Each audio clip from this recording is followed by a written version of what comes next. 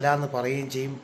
ഏറ്റവും കൂടുതൽ ഈശ്വര വിശ്വാസികൾ കമ്മ്യൂണിസ്റ്റ് പാർട്ടികളാണ് താനും, BJP-ക്കാരെക്കാളും. അതെനിക്കും വ്യക്തമായിട്ട് അറിയാവുന്ന കാര്യമാണ്. വളരെ സത്യമായിട്ടാണ് ഗോപാലകൃഷ്ണൻ അത് പറഞ്ഞത്.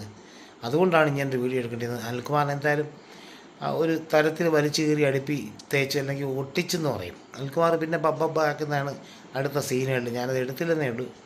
അനിൽകുമാറിനൊന്നും പറയാനില്ല. അടുത്ത സീനുകളിൽ നിങ്ങൾക്ക് എങ്ങനെ ഷീട്ട് കിട്ടി? ഷീട്ടൊക്കെ കിട്ടാൻ വലിയ കാര്യമൊന്നുമല്ല. ഏതാ ഒരമ്പലത്തിൻ്റെ ഷീട്ട് കിട്ടാൻ വലിയ കാര്യമൊന്നുമല്ല. അതിൻ്റെ പാർപ്പ് കിട്ടാനും വലിയ കാര്യമൊന്നുമില്ല. അപ്പോൾ അദ്ദേഹത്തിൻ്റെ അമ്മായിയച്ഛനെ കണ്ടാണ് അവിടുത്തെ ചെയർമാൻ അനന്തമാണ്. അത് പ്രൈവറ്റ് അമ്പലമായിരിക്കും, ദേവസ്വം ബോർഡല്ല. Devaswom board private Devaswom. അങ്ങനെ വന്നാൽ അവിടെ ഇരിക്കുന്ന ആർഎസ്എസ്കാരനായിരിക്കും എഴുതായിരിക്കുന്നത്. ഒരു ഹിന്ദുത്വവാദിയായിരിക്കുമല്ലോ അവിടെ ഇതായിരിക്കുന്നത്, ഹിന്ദു ആയിരിക്കുമല്ലോ.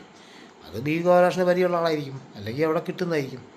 എന്തായാലും അനിൽകുമാറിനൊരു പണി കൊടുത്തത് ഭയങ്കര രസകരമായിട്ടുണ്ട്. ഈ ചർച്ച ഞാൻ കണ്ട് ചിരിച്ചുകൊണ്ടിരിക്കുകയായിരുന്നു എന്തായാലും.